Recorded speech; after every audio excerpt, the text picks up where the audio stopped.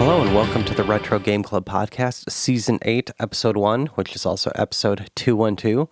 I am Rob, and joining me is the first prize winner of the Nintendo Demonstrator Program, Zach. There's no way I would have won that. No. I was getting the ick watching this. I am not a corporate man. Yeah, I was going to go into that part for a little bit. But before we get into this episode, just a quick mention that we talk about the Computer Chronicles and Net Cafe here a lot. And listener and at least one-time contributor, SM Aliva, has a blog about the Computer Chronicles, and the host of, and I think creator of Computer Chronicles, Stewart Cheifet, just passed away at age 87. I didn't know him or anything. He's never done an interview or anything with me. I'm just a huge fan of his shows, and just wanted to give it a shout out, and I'll link in the notes here SM's write-up about his passing, and it's a really good write-up about all his experiences and things he's done in broadcast, and he lived a very cool life. But yeah, it kind of sucks starting 2026 on a downer note. But I didn't want to. Yeah. 87's a pretty good run, and I mean, it sounds like he was sick for a while. That's not the best way to go, but it's not like he was, 42 and with young kids and hit by a car or something. Yeah, exactly. Yeah. So, we would all be so lucky to make it to 87. Yes. And the Computer Chronicles and Net Cafe are on archive.org. There's a lot on YouTube, but archive.org has a much bigger selection, so definitely go check some out. They are fun to watch. But speaking of videos, we just wanted to do, this is an official episode, but we're recording this a little bit early because we knew we'd both be busy with the new year and stuff like that. So we are talking about this video on YouTube that I'm linking to, so please stop and watch it. Go in the show notes and go into the video. It's a breezy watch. Yes, it's it's not an easy watch. It's definitely a breezy watch, like you said. But it is Power of Choice, Nintendo Demonstrator Program promo tape. Welcome to Team Power and the Power of Choice. You and your store are going to be operating as a team to represent the largest manufacturer of video games in the industry, Nintendo.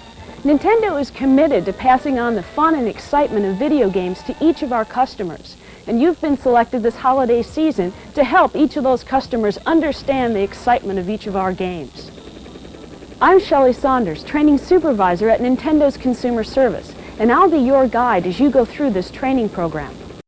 So this is a tape that went out to, I don't know if it was all Nintendo distributor stores, but I think a lot of them. And Zach, how do you describe this video? This is the 1991 version, right? I don't know how often they've updated it, but So first of all, I do love watching VHS tape. Something about the grain and the low resolution of it really takes me back. Mm-hmm. But yeah, it's a training video that it took me about 5 minutes because I didn't really pay attention to what the name of it was. I was like, I don't really understand what this is, and it took about 5 minutes to clue in that this is like, this is what we want you to do when you represent Nintendo at various game stores, and it's a little uncomfortable to watch in places. And I definitely have some gripes with some of the things that they claim, but I thought it was interesting to watch for sure. Yeah, I did look to see if any of the winners of the contest were announced, it just wasn't ever made public. So, but if anybody is listening who did win this, oh my God. Come on this show. Yes. Yeah. I would love to hear about it. Just like everything at Nintendo, we want this training to be fun. In order to assist you with the gameplay of the training, we've designed a contest just for you. At 3 different times throughout the video, you'll hear this music. When you do, get ready with a pencil and paper. we'll be giving you a pair of numbers at 3 different points in the video for a total of 6 digits. At the end of this training, we'll show you how to fill out an evaluation form and put that 6-digit code on the evaluation form.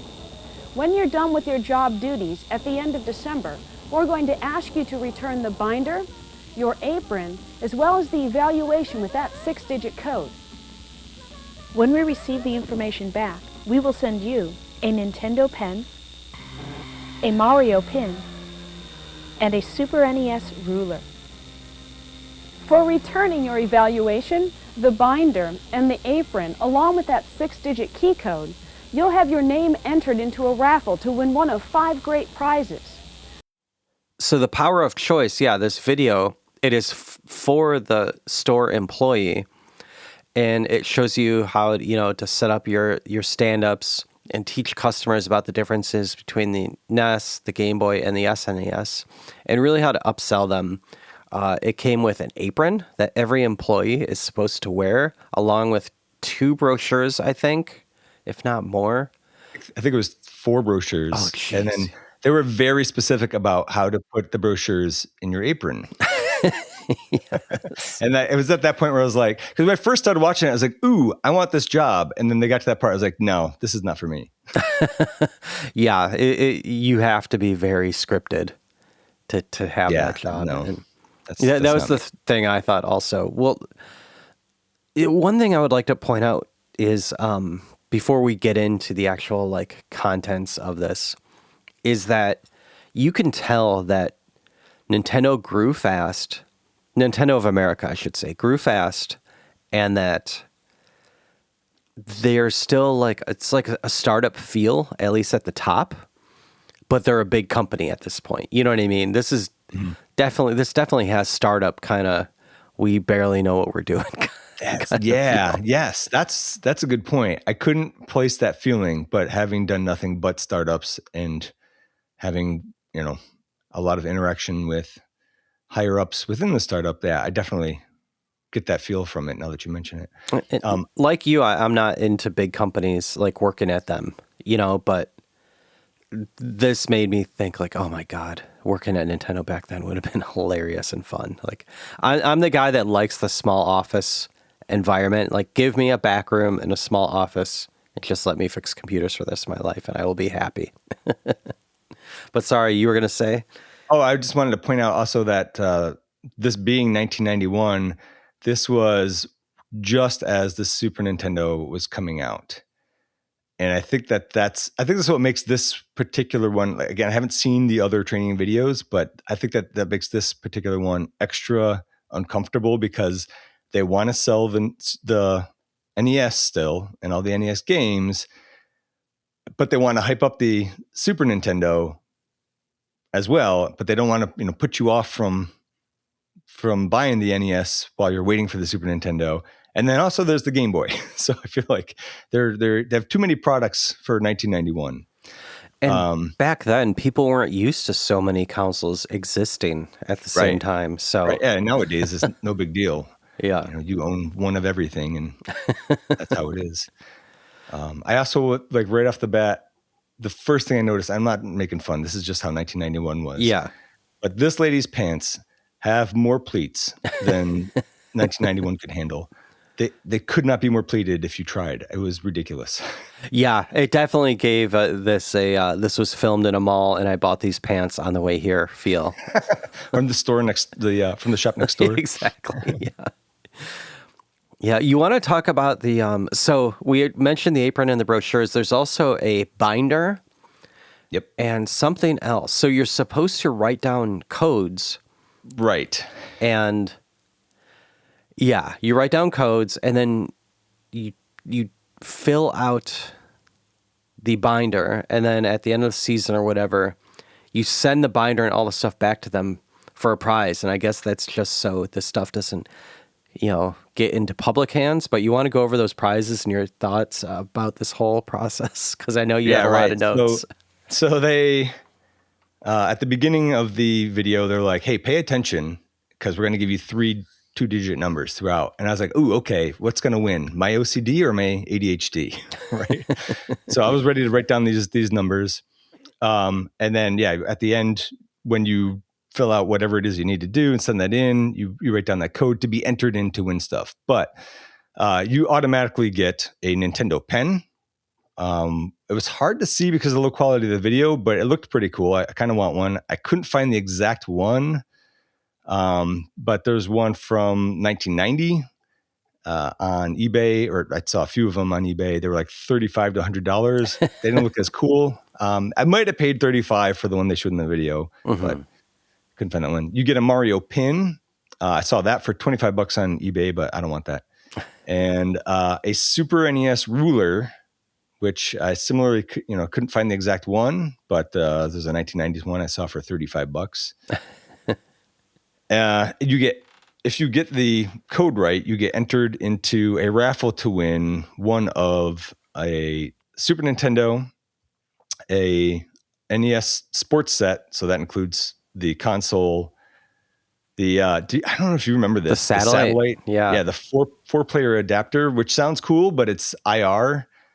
So probably doesn't work well. Yeah. You need line of sight for sure.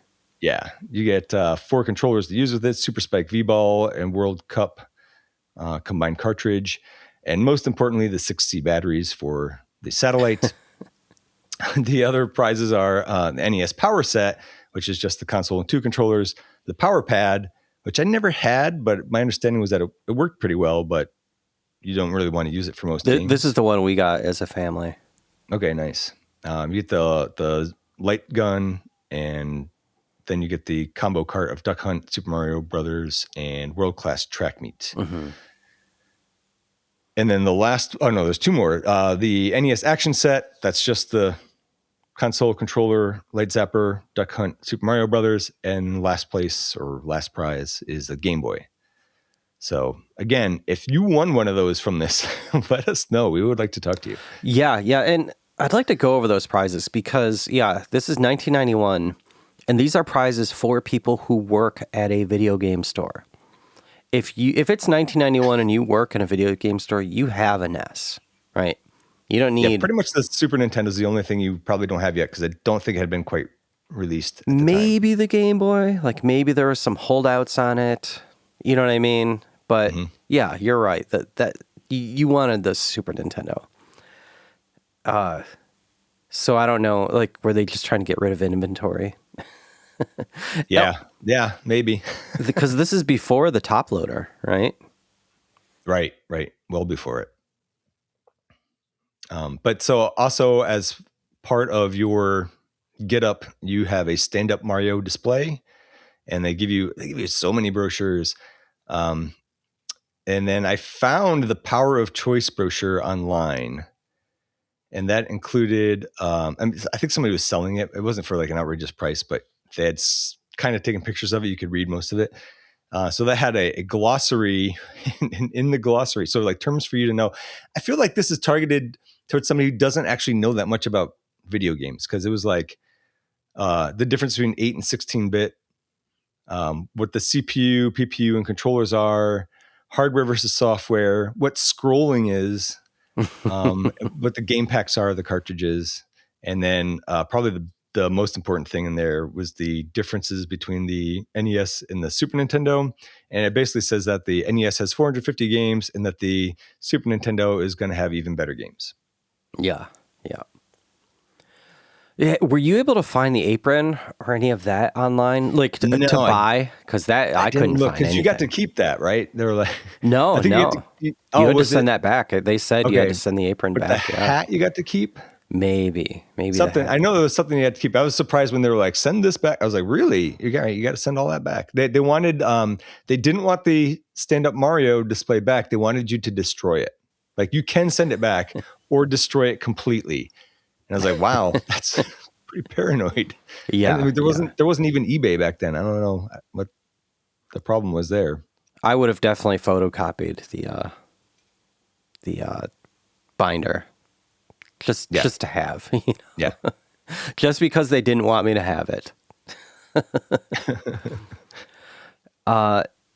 So my next notes aren't actually until like 40 minutes in. So I don't know if you want to go through some of yours. Yeah, let's see, they give you the Power Players guides for you to sell. You get like you said 1 to 3 buttons. I think that's what you said. Mm-hmm. But you have some buttons to put, some pieces of flair to put on your apron. Yes. And then there was laminated sheets for explaining things like Mode 7. You get your own screwdriver, apron, and hat. I think we talked about that. That you have to wear the hat and apron, and then they're like, and some nice pants and shirt. And that's, again, when I was reminded of how many pleats those pants have.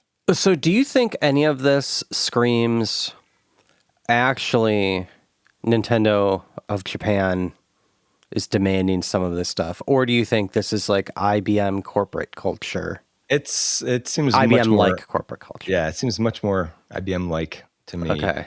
I don't really know that much about Japanese culture, and I know that they're very proper. I feel like if it was Japanese, they'd be like, want you in a full suit and just, and don't embarrass anybody, don't be rude. Mm-hmm. But I felt like this was kind of pushy. They were like, when we get into the parts later, when they're talking about how to deal with customers, I had some qualms there.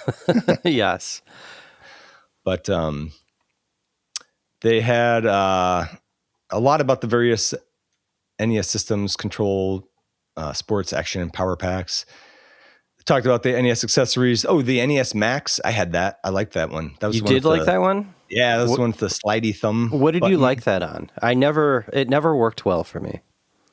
It worked fine for me. I don't know. And then it had the turbo buttons as well. So. Oh yeah, true. Yeah, that did help. I had the advantage for that. I think I had stronger thumbs back then. So. Yeah, the advantage they talked about, which that always looked too clumsy to me, but it's like a big arcade stick, so that's cool.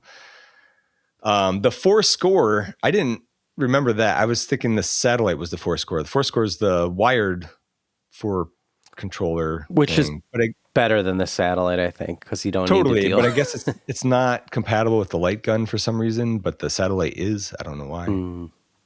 Okay, I didn't realize.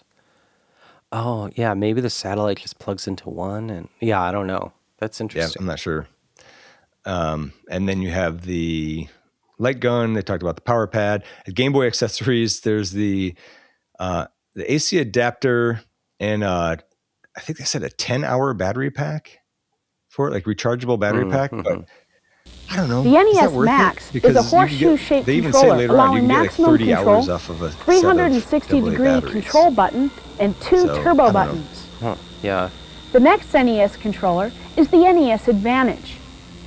This controller features a joystick, just like used in the arcades. It also has variable rate turbo control, as well as slow motion for games that have the slow motion function programmed in. The next NES accessory is the NES 4-score. This controller allows you to play 4 players simultaneous on games that allow 4 players simultaneous play. It also allows all NES controllers to have the additional turbo function. This controller also works with all NES controllers except the Zapper Gun and Power Pad. The next NES accessory is the satellite. This is a remote control accessory, which means there's no cords that attach to the control deck. This accessory allows you to also play with 4 players simultaneous games. This accessory adds the extra function of turbo to all controllers attached to it. This works with all NES controllers, the Max, the Advantage, as well as the Power Pad and the Zapper Light Gun. The Zapper Light Gun is for use with all NES systems. It is included with the Power Set as well as the Action Set. The Zapper Light Gun is used with games like Duck Hunt and Barker Bill's Trick Shooting. The NES Power Pad is an interactive mat used to control the character's image on the video screen. It's great with games like World Class Track Meet, and remember, it's included with the Power Set. Going over all the, especially the Game Boy stand-up, where it's like the Game Boy's locked down and you could actually play it. Yeah. Going over that's really cool, but before we get into that, while he's talking about that whole setup in the video, in the background, there is a World of Nintendo light up sign hanging from the ceiling behind him. Mm-hmm. It's probably, 10 inches tall by, 3 or 4 feet wide. and there was a comic book store by my old house. It was called Time Travelers. It's in Berkeley, Michigan, and he had one, that exact Nice. one. And he's like, yeah, I worked in Montgomery Wards before I opened this place, and so I know this is original and actually from Nintendo. And when I was talking to him about it, this was probably in 2009, 2008 maybe. And I was like, I'd love to buy that from you. And even back then, he was like, since I've had it for so long, and it has personal nostalgia for me, that's like I would only take an offer, that I couldn't say no to. And I'm like, well, what is that? Mm-hmm. And he's like, I don't know, like $3,000. And that was like in 2008, 2009 when people didn't care as much. So now I have no idea how much that would go for. It would have to be in pretty good shape, I would think. It was in very good shape. It was like flawless.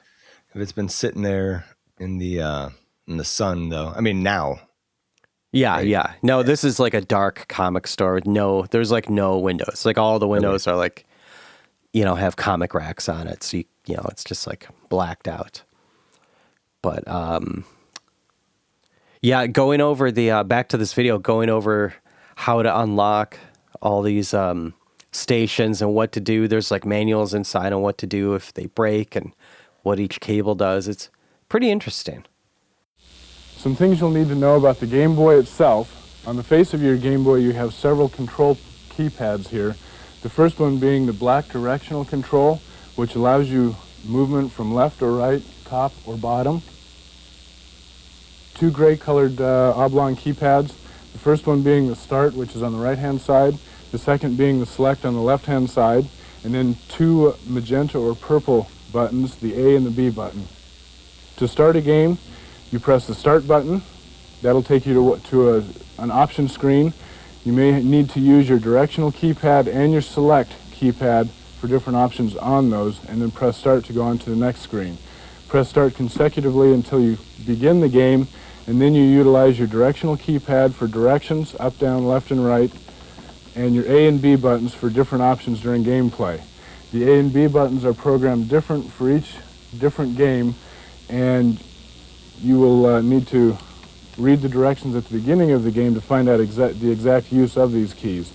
With your demonstrator kit, you'll be receiving a key ring with 3 different keys on it for the different interactive displays. I tuned out when the guy was talking about the Game Boy stuff. I was just like, I just started having trouble paying attention, so I don't have much notes on that part. Mm-hmm. But I did have a note at the beginning of that. He was explaining what the buttons do on the Game Boy. I was like, come on, like, how hard can that be, really? Yeah. Like, I feel like if you're interested in this job, you probably know more about it than this guy does. Yes. This is probably some marketing guy. Oh, and I did catch that they gave the numbers 2 and 7 at some point in here. Oh. For the contest. That's where I first noticed numbers. It'd be nice to try to fill out, like if you could find a photocopy back to PDF version of the binder and fill this out and send it in and see if they'll send you a pen and stuff. There's no way.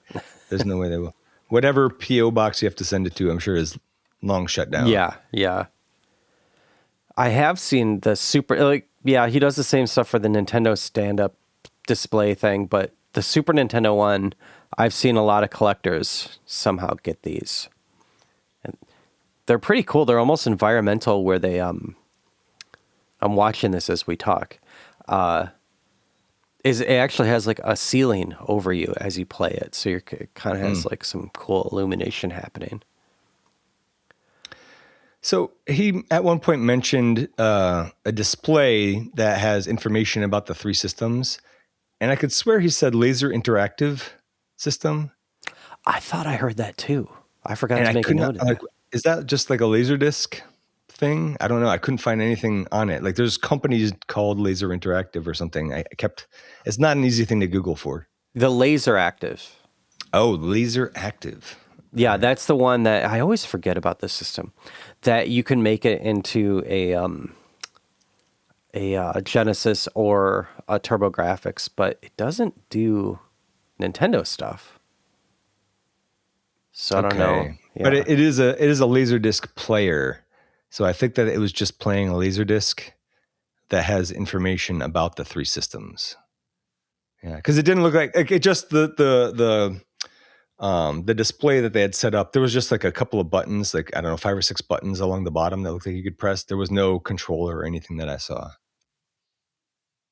So I think it was just showing videos of Super Nintendo games and NES and Game Boy games playing. This concludes the Super Nintendo Entertainment System interactive displays. This is the Game Boy Laserdisc interactive display, one of 3 Laserdisc interactives that allow you to show over 40 game titles to your customers.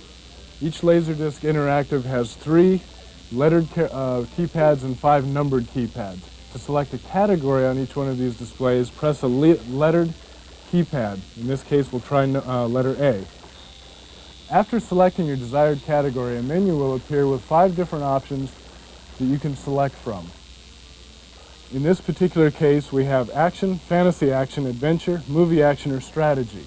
Let's go ahead and select 3, adventure. After making your selection, the display will show you gameplay footage for 1 or more games. To adjust the volume on the unit, take your set of keys and select key number 2007.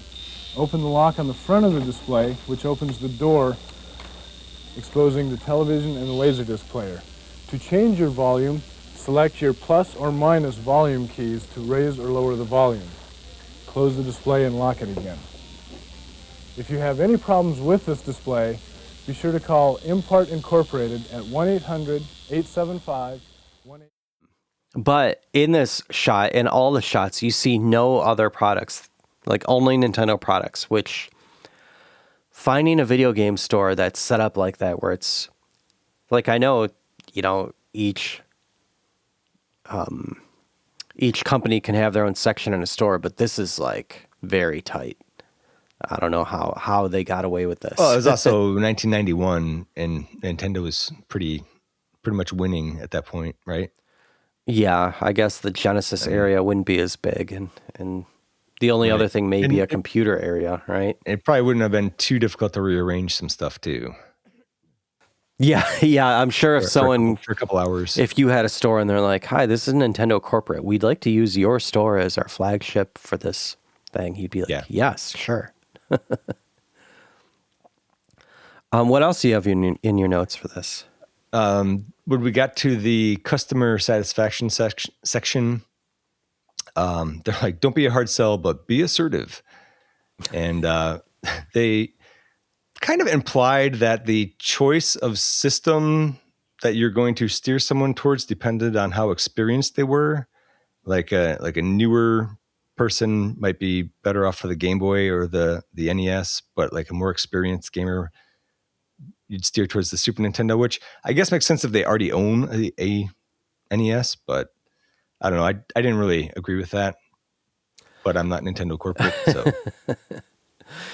Yeah. Are we ready to get into the customers? Yes. Yeah, I think that's right. Like, the practice runs. I got a couple of notes before that because a lot of it's kind of similar, but they talked a little bit about the competition. So they're like, let's talk about the competition. Oh, yes. And then they talked about just the Super Nintendo versus the NES. It's like, that's not competition. That's a monopoly, essentially. They didn't bring up any other consoles besides the Nintendo ones during that section. And then they were like interviewing people from within the company. And they asked this one lady, I think it was, why is there not an adapter to play NES stuff on the Super Nintendo? And she's like, well, there is one. You can just hook them both up to the same TV, like the UHF adapter or UHF, right? And I was just like, oh my God, just the level of blatant lying, just like deceptive, obvious, false speak.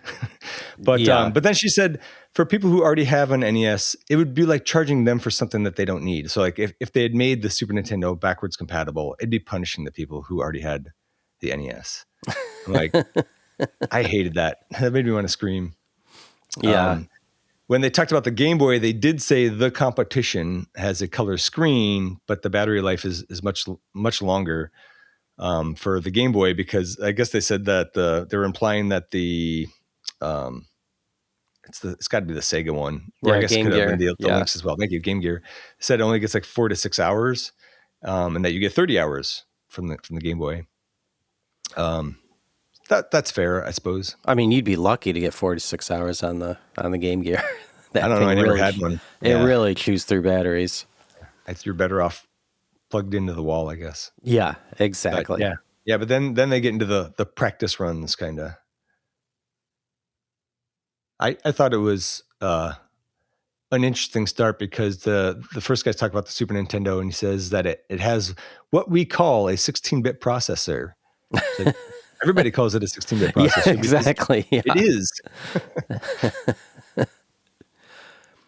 Oh, yeah. I mean, talking about, there was also a guy who says, like, I've been a long-time customer here. I buy all my games here, and now you're making me buy a new system. And, like, when the Super Nintendo came out, or, the Genesis, because, I wasn't even thinking about them being different companies. I wasn't worried about, like, how am I going to play my old games on this? Like, you just leave it plugged into your TV. Yeah. Or whatever. It's not that big a deal. Well, actually, as I said, we have 31 million units out there, and those people who own those really do have an adapter. What do you mean? Well, you can hook them both up together with the same TV without any hooking and unhooking and not a lot of technology involved. So that for those 31 million people, and they're projected to be purchases of our new 16-bit Super Nintendo Entertainment System, they can just hook it right up. So those people, for us to put an adapter on there and charge them for that, would really be paying for something they don't need. So it's really saving them some money. Okay, I get it.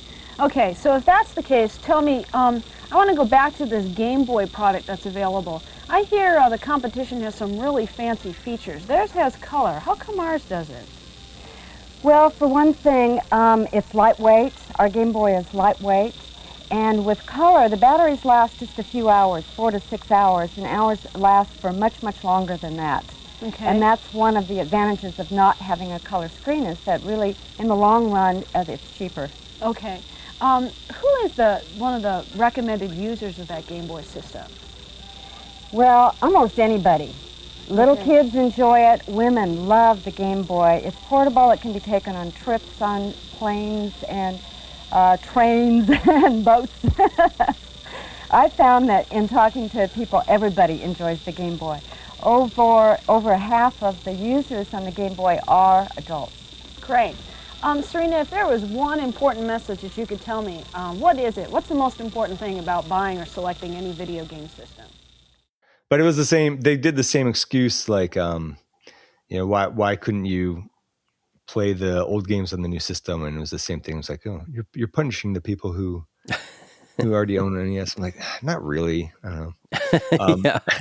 I thought what was the most unrealistic thing was that a mom and her kid come in, and like the kid's pretty old. It might have been an adult pretending to be a kid. I'm not sure, but they come by to ask about the Super Nintendo. He's like, oh, come check out the demo, and then the mom plays it, not the kid. When would that ever happen? Yeah. You're right. There are definitely a lot of scenarios in here that just don't happen. I have a note here of a guy coming in and saying, like, there was a game my buddy had that I really like. I can't remember the name of it, and I don't think it's on Super Nintendo. And then, first of all, let me stop there. That has never happened. If you're a kid, if you're like under the age of even 24 and you see a game you like, you remember the name, especially if you're walking into a store. And then... you could tell by how it looks what system it's for, too. Yeah. And even the controller or something. Be like, it was the silver controller. Whatever. And then the salesperson says, like, well, if you like games, you'll love the Super Nintendo because Nintendo is a great brand name. Like, if you like games, yeah. And it really implied that it was a Genesis game the guy was talking about, and that It's like, but if you actually like video games and you like all video games, then you'll just buy the Super Nintendo. And the guy's like, all right, yeah, that sounds like the better choice. Not the game I specifically drove my car here into this mall to get. To buy a game, and instead he's going to buy a console. Yeah. The game was probably Madden, and it's never gonna. Yeah, he'll only buy Madden every year. Buy the console now. Figure out what game it is later. Yeah, exactly. Yeah, but that has never ever happened.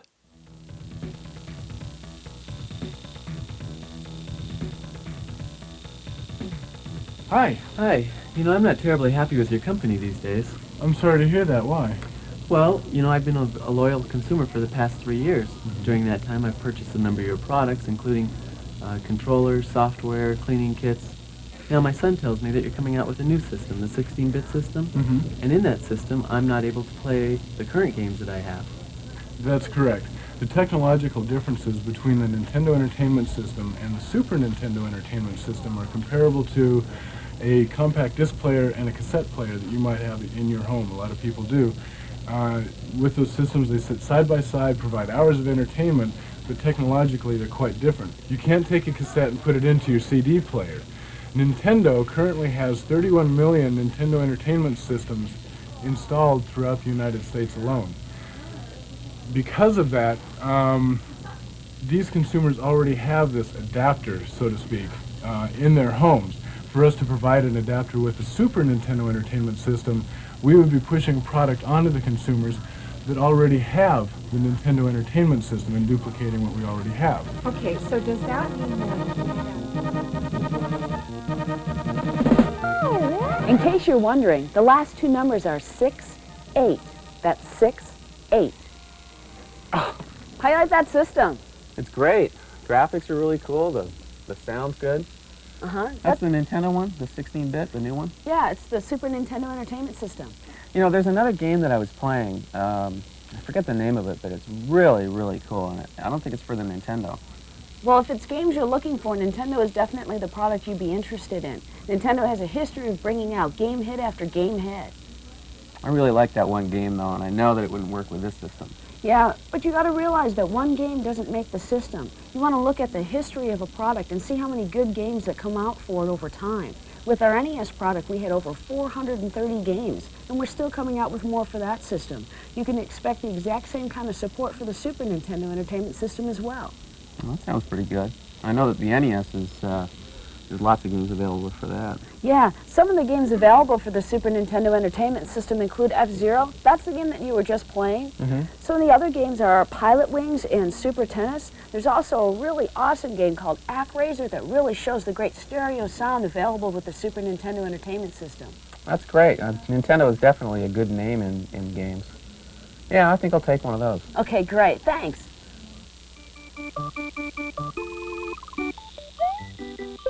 But I don't know. We have a few listeners that did work in So what happens video if you game get stuck? stores, and What if we you have need some help? feedback from Well, them. you may But not have Yoshi and yeah, Mario if standing you by to worked help you. in a video game But at the store and 1-800 anything we're Consumer saying is Service wrong, hotline at or if you Nintendo's have different corporate stories, offices, please share we an have email 200 at reps waiting to retrogameclub.net. answer any question you may We encounter. love to hear your These reps experiences, can help you understand especially our back products around this better, era, as or if well you as had to help watch you relate videos the like different this. features and benefits of the products to each of your customers. Before we If get you into do that have any feedback, did you have any questions, other please notes feel you free wanted to to go call over? 1-800 Oh, I was just going to say, right around this last 3700. part, they gave At the end of each day, the you can last call two in and numbers, get 6 and answers 8, to so any I of those missed difficult the first questions you've two. encountered. Mario and Yoshi will be glad to help you Well, out. so I was like, I'm not going to rewatch this just to satisfy my OCD. My OCD is not that strong. But then Majors emailed with the numbers. So that's a good segue If into you are his... missing any items from your Yeah, original you want to go over starter that one? kit, or Sure. you need to reorder supplies So I guess at you any sent time him during the your job link to that assignment. and You Because want I to knew call he worked in a store. 1-800 asked him if he had any kind of 875-1852. similar experiences. And he says In the he watched back the of your video and binder, then under he supplies, said the numbers you'll were find detailed reorder information. 032768. You'll also find So I had the a supply 27 and the quick 68. reference sheet. Make sure He you says it fill was out this very much an information in-house completely company training before calling video. the 1-800 He's done his number. fair share of It third-party, requires that you get part-time both in-store a weekday marketing and for companies weekend like Dell, store Norton, contact. Hoover, Logitech, This and way, Toshiba. the people at the 1-800 So he's number seen a will lot of know similar who to send the type training supplies videos. to. This But person, your while store working at contact, will be Babbage's and software, responsible for etc., getting those never supplies had directly direct to you. company When training you call or to large reorder the interactive display supplies, setups. you just need to tell them which brochures At or other most, he items says you they need. opened a Virtual Boy Brochures from will the be box sent and set it out up in on the counter bundles as a of demo. 100, That's up got to to be a tough about one to keep 500 clean. at a Yeah, time. oh, yeah, gross. All the And we didn't items have, will be sent to you by Federal Express. disinfecting wipes everywhere You like should we expect do to now. receive them within 72 hours. We If you did. do not have He your says we did have supplies one rep within 72 from hours, Philips that please call would come the by every 1-800 month and number help promote as the soon as CDI, possible. but he didn't Your have items any will goodies either to be give us tracked or or resent much new immediately. information. That guy would You also mainly want to note run on your burn reorder cycle on a information CDI sheet on one of the your store best displays time to to show call. off passing mall walkers for a few hours. Major says that he knew the employees didn't care for the CDI or the 3DO for Let's that turn matter. to the form But section of our he was manual, doing, and that I'll show guy you was how to doing what fill he was out trained your to do hourly and got a reimbursement paycheck form. for it. I don't think At the you top can't, where it says account can't blame name, him make sure you put for your collecting a store's check name. to set up video games. Also reference the store number and the store address as well. And We everyone would should also know like you to include your name, the CDI wasn't going to address, and amount home to telephone anything, number. or everyone knew that the Down CDI at the wasn't bottom going to of the amount to form, anything with on the the far forthcoming right-hand PlayStation side, and the you'll Saturn. see columns listed unit Yeah, the sales. CDI really We realize you will was not too be actually little, ringing too up late, any of your or customer too little, sales. too But we early. would like you to keep track of how And many too customers purchase product based on your recommendations. education, kind of Where it says edutainment, kind TTL, of, Yeah. I guess. HW, Yeah. that If I wanted to references learn, the I'd go to number of school. hardware sales. Yeah. SW So is he software continues. or game He pack has sales. one thing to say on the And Nintendo TTL video ACC is the that we number just of watched or accessories talked that your about. customer It, purchased based and on your 100% agree on recommendations. this. It was very cringe during the customer These role forms need to play be near given the to end. your Yeah, store that was manager at the end of getting your really job tough to watch. assignment. He'd also like to point out that when the presenter was talking about the Game Boy floor displays, he said, consult the operator manual for the game instead of just saying, read the manual. Yeah. Yes. Or RTFM, maybe. Clearly, this engineer was not a gamer and probably should have not been used to show how to change the Game Boy carts and adjust the volume in the kiosk displays. And he got a laugh about the bonus items that the rep would get after finishing the seasonal job. A Super NES ruler. I like it. Don't make fun. I wouldn't pay for one now, but it'd be cool. And he says, I wonder what the story is with that item. I wonder if it's rare and sought after in the collecting community. Yeah, specifically that one I could not find. So I guess it is super rare, but there are other similar ones. I didn't see the apron anywhere at all. And I know that wasn't a prize, but, or what you get back, but yeah. They destroyed them completely, I'm sure. Bonfire behind Babbage's with just aprons. And then Hugh writes in, and first of all, Hugh has an almost free book on Amazon called, I think it's called My Loser Years, right? Oh, yeah. And it's not free because Amazon makes you charge something. So he put it as cheap as possible, but it's about his time working at video game stores. So it's a great read. It's not very long. You can power through it. So definitely go check that out. But he wrote in saying, Electronic Boutique didn't have training videos like this, but in hindsight, it was they had remarkably little training. And the holiday help, especially, some of them never learned how to use the register. And quite a while ago, he had a meetup with a group of people that worked at video game stores. And they were reflecting about how crazy it was that they just let like unqualified teenagers run a store at night.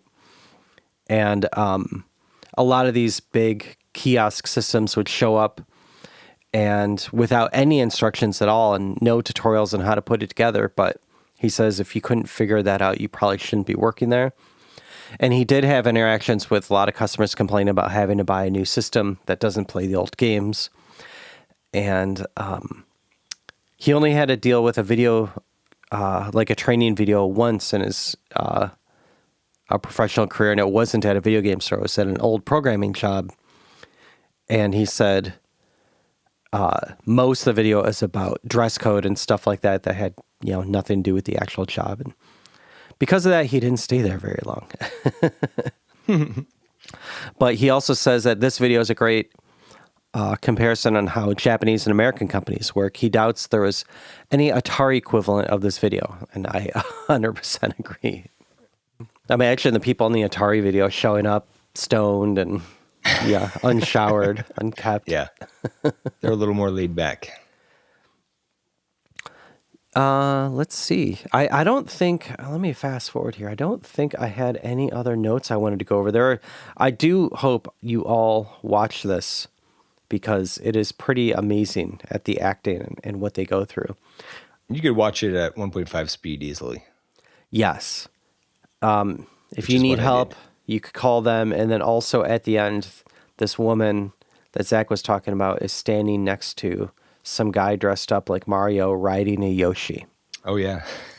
which is a great costume. It's a good gig. I wonder if it's just one of the other people that was just an actor, and they're like, here, put this on.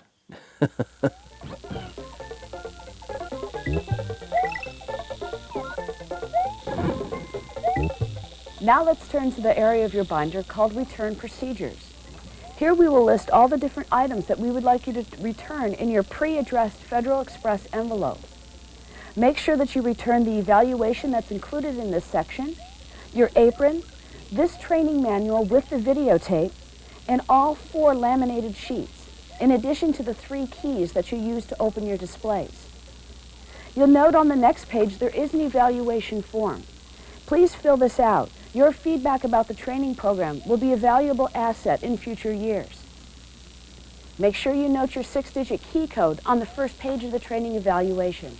When you're returning the items listed above, you want to make sure that you remove the air bill from the front of the Federal Express envelope and fill out neatly the information about where the items are coming from, namely your store location. When you've completed this, put the air bill back in the plastic pouch and give the envelope to your store manager. He'll make sure that the information goes out Federal Express. If you would like, you may also drop off the package at any Federal Express office or Federal Express drop box. As stated in the manual, you may keep the 3 Nintendo Player's Guides, the hat, the Game Boy keychain, not the keys, and the Mario stand-up display. If you do not want the stand-up display, please completely destroy it. Once again, we'd like to thank you for your participation in the Power of Choice Demonstrator Program. We've covered a lot of information in the video. Feel free to read in detail about each of the steps in your training manual. Well, cool. Any closing thoughts on this? Yeah, I mean, check it out. It's interesting to watch for sure. And, not particularly long, especially if you watch it sped up. Yep. And yeah, welcome into season 8 of Retro Game Club, and welcome to 2026. And we all hope you have a good one. Take care. Good luck and have fun.